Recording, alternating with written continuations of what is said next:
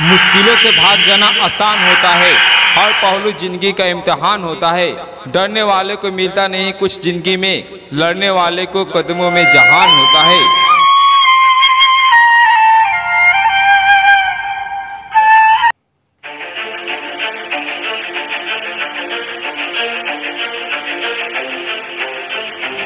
अमरकांत की प्रस्तुत कहानी में मझौले शहर के नौकर की लालसा वाले एक निम्न वर्गीय परिवार में काम करने वाले बहादुर की कहानी है।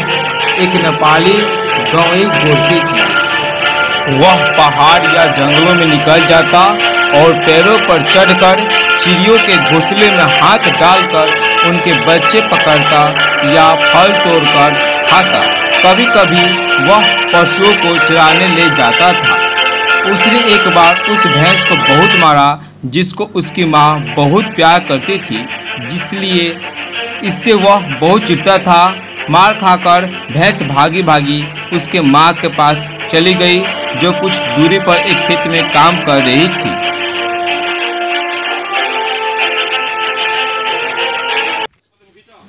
माँ तुमको मानती है ना, लो मार खाओ, खाओ और खाओ, लो खाओ।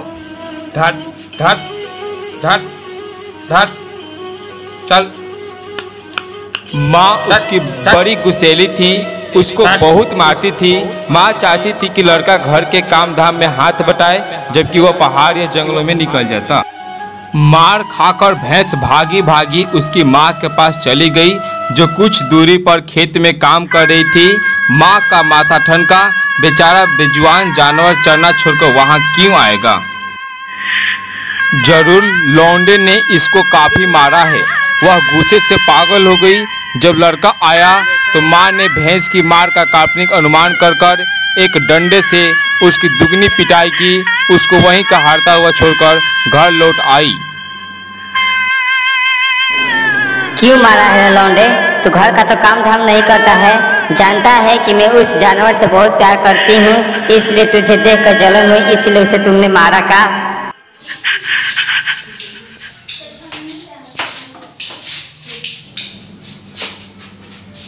हाँ, माँ सोई हुई है। अभी समय है घर से भागने का। देखते हैं कितना रुपया है।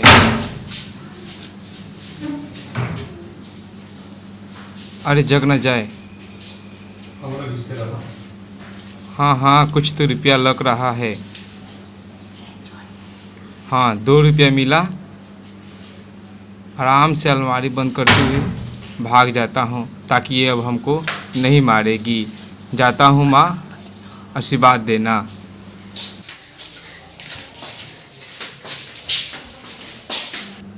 लेखक अमरकांत जी के यहाँ उनके साले साहब बहादुर को उनके घर लेके आते हैं, क्योंकि उनके घर में एक नौकर की तलाश थी, ज़रूरत थी। वह बहादुर घर में आता है।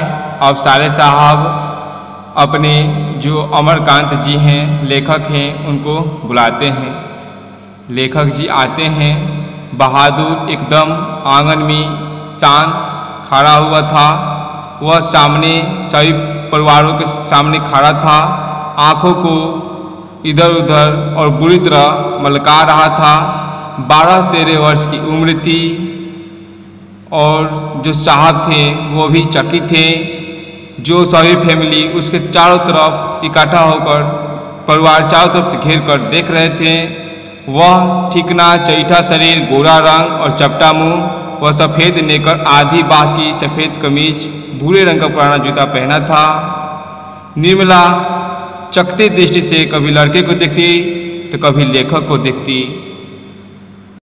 लेखक के यहाँ नौकर रखना कई कारणों से बहुत ज़रूरी हो गया था, क्योंकि निर्मला दोनों जून नौकर चाकर की माला जपते लगने लगी थी। पहले लेखक साहब अपने साले साहब से नौकर बहादुर के बारे में कुछ सुनना चाहते थे। तब साले साहब बताते हैं कि वह एक नेपाली था, जिसका गांव नेपाल और बिहार की सीमा पर था। उसका बाप युद्ध में मारा गया और उसकी माँ सारे परिवार का भरण पोषण करती थी। दिल बहादुर, इधर आओ। जी बाबूजी, अभी अभी आया। निर्मला ने बहुत ही उदारता पूर्वक लड़के के नाम से दिल हटाकर सिर्फ अब बहादुर रख दिया।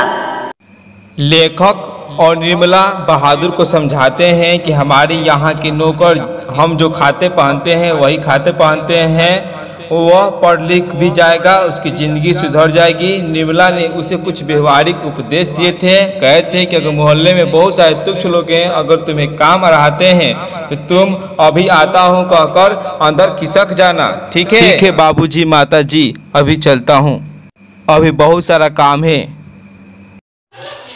इसे अच्छा से सजा देता हूँ ताकि अच्छा लगे। हाँ बोलिए लोग।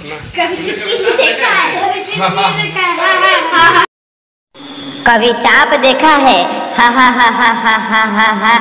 कभी बाघ देखा है तूने? हा हा हा हा हा हा। कभी चीता देखा है? चीता? हा हा हा हा हा हा। बहादुर, आकर नाश्ता क्यों नहीं कर लेते? मैं दूसरी औरतों की तरह नहीं हूँ जो नौकर चाकर को जलाती भुनाती हूँ। मैं तो नौकर चाकर को अपने बच्चे की तरह पालती हूँ। भले 100-150 महीनवारी उस पर भले ही क्यों न खर्च हो जाए, मैं उसी समय एक नई कमीज भी तुम्हारे लिए कपड़े सिलवा। बहादुर घर की सफाई करता, कमरों में पोछा लगाता, अंगीठी जलाता, चाय बनाता और पिलाता, दोपहर में कपड़े धोता और बर्तन मलता। वह निर्मला को बहुत ही फिक्र रखता था और उनकी तबीयत खराब हो जाने पर ठीक नहीं रहने की स्थिति में दवा भी समय समय पर देता था। बहादुर उसको काम करते देखता तो माता जी मेहनत ना करो, तकलीफ बढ़ जाएगी। वह कोई भी काम करता होता, समय होने पर हाथ धोकर भालू की तरह दौड़ता हुआ कमरे में जाता और दवाई का डिब्बा निर्मला के सामने लाकर रख देता।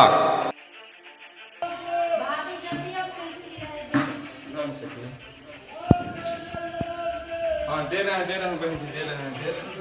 लीजिए लीजिए लीजिए लीजिए ठीक से देना नहीं आता है। ठीक है मैडम, कर रहे हैं आप। ठीक है आ रहे हैं भैया, ठीक है आ रहे हैं, ठीक है आ रहे हैं। लीजिए लीजिए पानी लीजिए।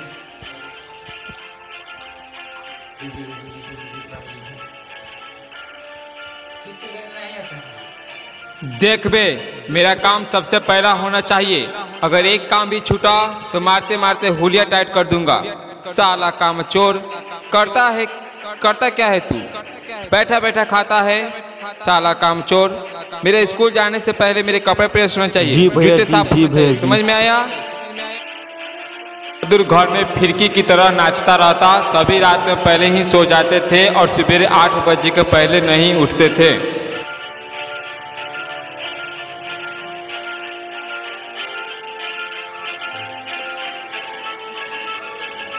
भैया जी का जूता है, इसे अच्छा से साफ कर देता हूँ। बाबूजी का चप्पल है, इसे अच्छा से साफ कर देता हूँ ताकि वह अच्छे लगेंगे। माँ को बर्तन ना मांजना पड़े, बर्तन मांज देता हूँ। चलिए थोड़ा जल्दी जल्दी बर्तन मांज देता हूँ ताकि हम अच्छे से बर्तन मांज सकें।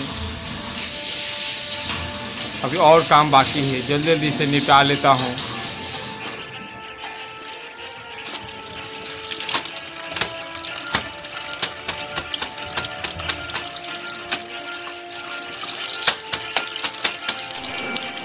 बहादुर, तुमको माँ की याद आती है?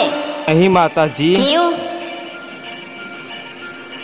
हा हा हा हा हा हा हा हा। तब तुम अपना पैसा माँ के पास कैसे भेजने को कहते हो? माँ बाप का कर्जा तो जन्म भर भरा जाता है। हा हा हा हा माता जी, हा हा हा हा हा। बहादुर हमेशा खुश रहता, प्रसन्न रहता। जब वह सोने जाता तो अपने बिस्तर पर कुछ गोलियां, पुराने ताश की गड्डी, कुछ खूबसूरत पत्थर के टुकड़े, ब्लेड, कागज, नावे से खेलता और गुनगुनाता, आवाज़ निकालता, जो कि मानो कि एक बहुत अच्छा आवाज़ घरों में मीठी आवाज़ फैल जाता। वह बहुत खुश नसीबी था और हमेशा खुश रहता था।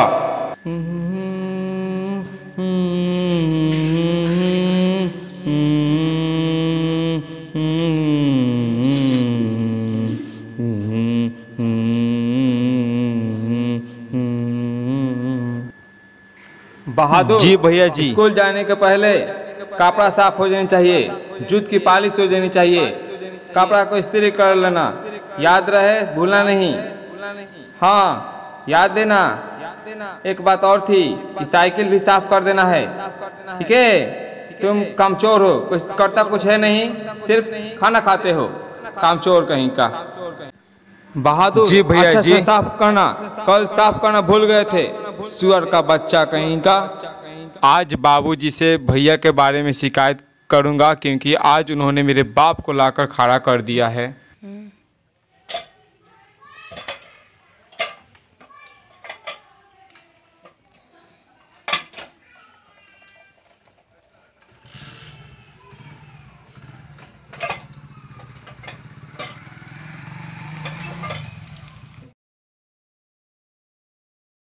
जाता हूँ, आज नीम का दतवन तो लाता हूँ।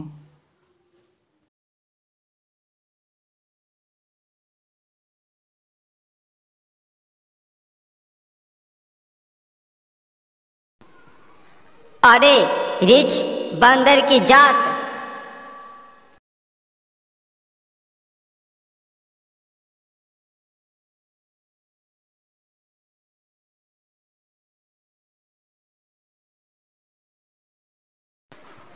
अरे अरे कहीं गिर गया तो बहुत बुरा होगा। अरे रिच बंदर की, आओ जल्दी नीचे उतर आओ, जल्दी नीचे उतर आओ।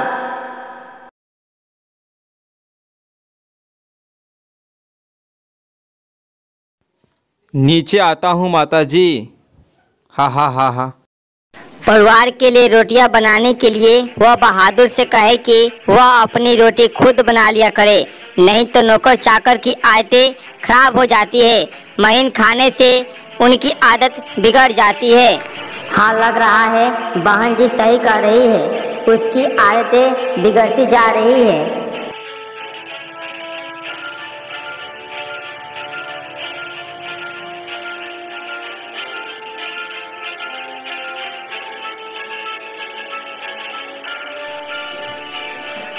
क्या हो गया रे? चल चुपचाप बना अपनी रोटियां। तू सोचता है कि मैं तुझे पतली पतली नरम नरम रोटियां सेककर खिलाऊंगी? तू कोई घर का लड़का है? नौकर चाकर तो अपना बनाकर खाते ही हैं। तीता तो इनको इसलिए लग रहा है कि सारे घर के लिए मैंने रोटियां बनाई है, इनको अलग करके इनके साथ भेद क्यों किया? वाह रे, इनके पेट में तो लंबी दाढ़ी है। समझा, रोटियां नहीं सेकेगा तो भूखा रहेगा। सुअर कहीं के, इसलिए तुझे किशोर मारता है, इसी वजह से तेरी माँ भी मारती होगी। चल बना रोटी।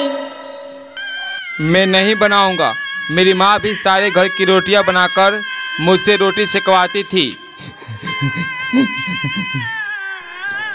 तो क्या मैं तेरी माँ हूँ कि तू मुझसे जिद कर रहा है?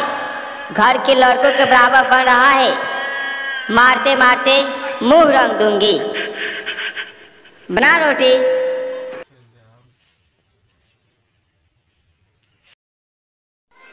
अमरकांत जी, आप कैसे हैं? बहुत अच्छा हूँ, आपका क्या हाल चाल है? चलिए हम अपना एक नौकर दिखाते हैं जो बहुत ही अच्छा है, बहुत ही खुश वाला है, हमेशा खुश रहता है। कुछ गलतियाँ भी हो जाती है, मार डांट पड़ता है, सुबह उठकर हमेशा खुश ही रहता है। बैठिए लो।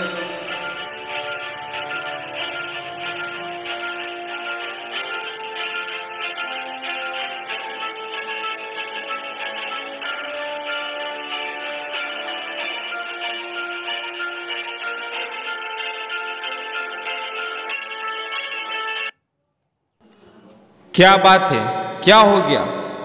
क्या बताए साहब, 11 रुपए साड़ी के खूट से निकालकर यहीं दरी पर रखे थे, पर नहीं मिल रहे हैं।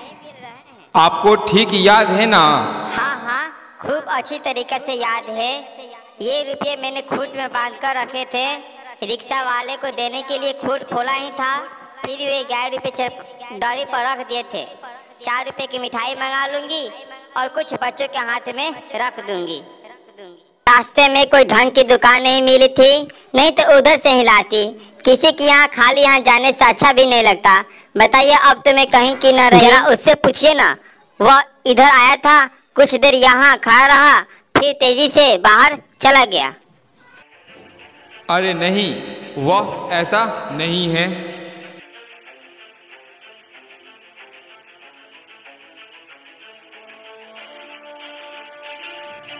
ठीक से ढूंढ लेते हैं।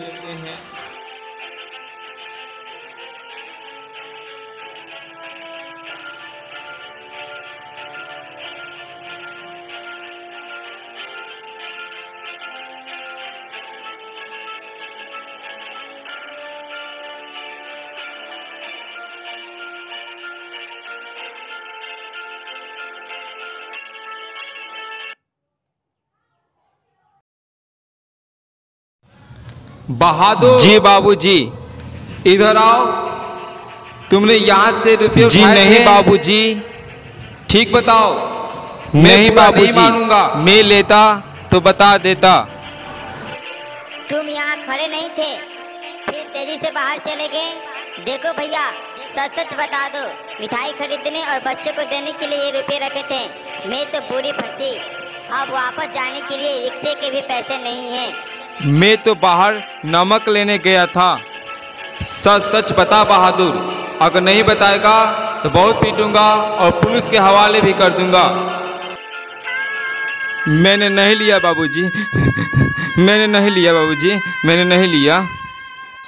अच्छा छोड़िए, इनको मैं पुलिस के पास ले जाता हूँ। चलो बहादुर चलो।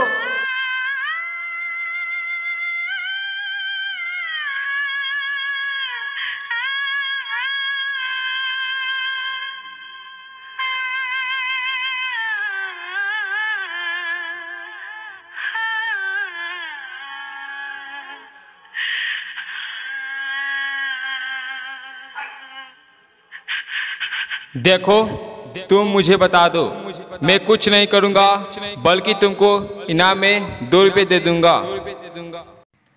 मैं सच बता रहा हूं साहब, मैंने आपका रुपया नहीं लिया है। छोड़ दीजिए साहब, ये भालू बंदर से कम थोड़े होते हैं। झाड़ी वाड़ी में छुपा दिया होगा या जमीन में गाड़ आया होगा।